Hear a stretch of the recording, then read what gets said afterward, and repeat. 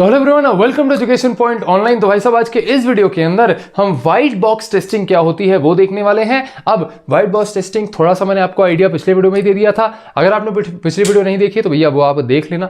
वहां पर हमने ब्लैक बॉक्स टेस्टिंग जो है वो डिस्कस करी है और टेस्ट ओरेकल्स वगैरह, थोड़ा सा टेस्टिंग टेक्निक्स वगैरह ये सब देखा है। ठीक है, तो आज के वीडियो में व्हाइट बॉक्स टेस्टिंग देखते हैं। फिर भी मैं आपको एक बार याद दिला देता हूं, बेसिकली जब हम टेस्टिंग परफॉर्म करते हैं ना तो हम दो तरीकों से करते हैं। एक होती है ब्लैक बॉक्स टेस्टिंग और एक होती है व्हाइट बॉक्स टेस्टिंग।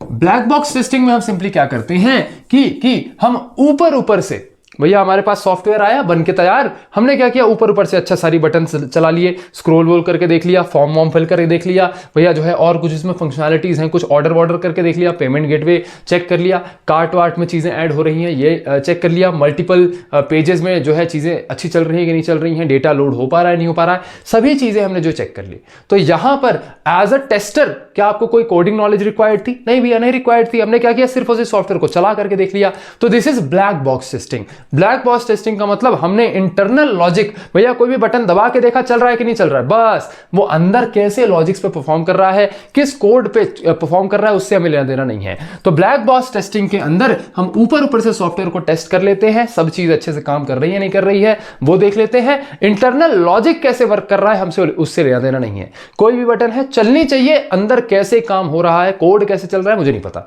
तो this is black box testing. White box testing के अंदर भैया सारी चीजें काम तो कर रही है लेकिन इंटरनल लॉजिक कैसे चल रहा है वो भी चेक किया जाता है। तो ब्लैक बॉक्स टेस्टिंग जब आप करोगे तो जरूरी नहीं है कि आपके पास कोडिंग नॉलेज हो, बिना कोडिंग नॉलेज के भी आप ब्लैक बॉक्स टेस्टिंग कर सकते हैं। लेकिन व्हाइट बॉक्स टेस्टिंग हमेशा एक ऐसा बंदा करेगा जो कि प्रॉपर टेस्टर है, जिसे प्रॉपर कोडिंग नॉलेज हो, ताकि वो इंटरनल लॉजिक्स वगैरह समझ पाए। तो व्हाइट बॉक्स टेस्टिंग को एग्जाम में लिखना कैसे है उसकी थोड़ी सी तैयारी कर लेते हैं। Testing the software with full knowledge of internal code, focus is on logic, structure and flow. तो बेसिकली व्हाइट बॉक्स टेस्टिंग के अंदर हम सॉफ्टवेयर के अंदर का लॉजिक, उसका स्ट्रक्चर कैसे बनाया गया है और कैसे डेटा एंड इंफॉर्मेशन फ्लो कैसे हो रहा है, उन सभी चीजों पर ध्यान देते हैं। और यहां पर आपको फुल कोडिंग नॉलेज की रिक्वायरमेंट होती है। ठीक है भैया, तो this is white box testing. अब फोकस एरियाज क्या होते हैं, कोड स्टेटमेंट्स कैसे हैं, ब्रांचेस वगैरह क्या कैसी हैं उसमें, ठीक है, उसमें लूप्स क्या यूज हुए हैं, क्या क्या पाथ्स, कंडीशनल स्टेटमेंट्स कैसे यूज हुए हैं, इंटरनल डेटा फ्लो कहां से क्या कैसे हो रहा है, इन सभी चीजों पर जो है व्हाइट बॉक्स टेस्टिंग के अंदर ध्यान दिया जाता है, फोकस किया जाता है। तो इसे आप नोट करिए फटाक से, इसे आप बेटा फटाक से नोट करिए। ठीक है, और नेक्स्ट अब कुछ इसके टेक्निक्स, मतलब बेसिकली व्हाइट बॉक्स टेस्टिंग कैसे कैसे की जाती है।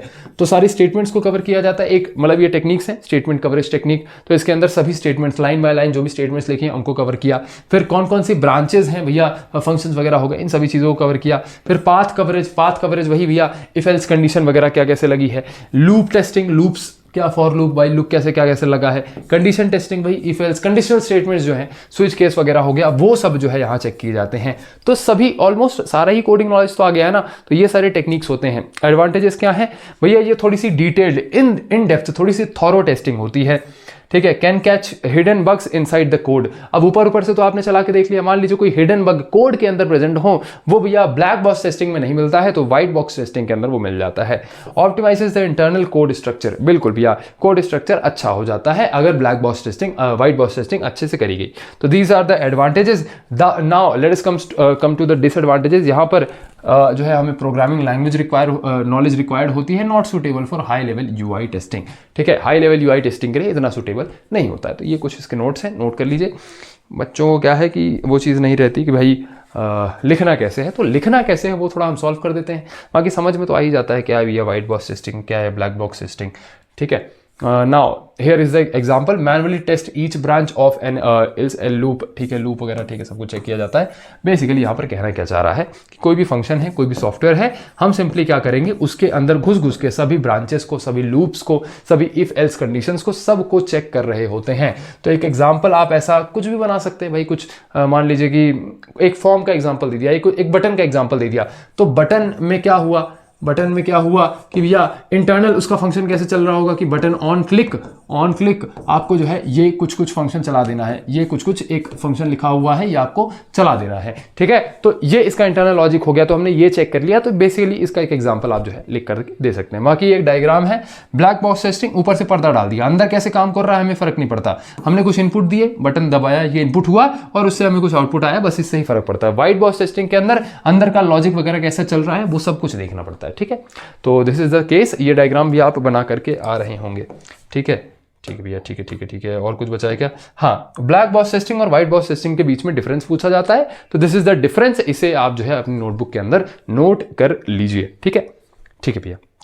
चलिए वही सारी चीजें हैं, बस मैंने क्या है डिफरेंस फॉर्मेट में थोड़ा सा लिख दिया है।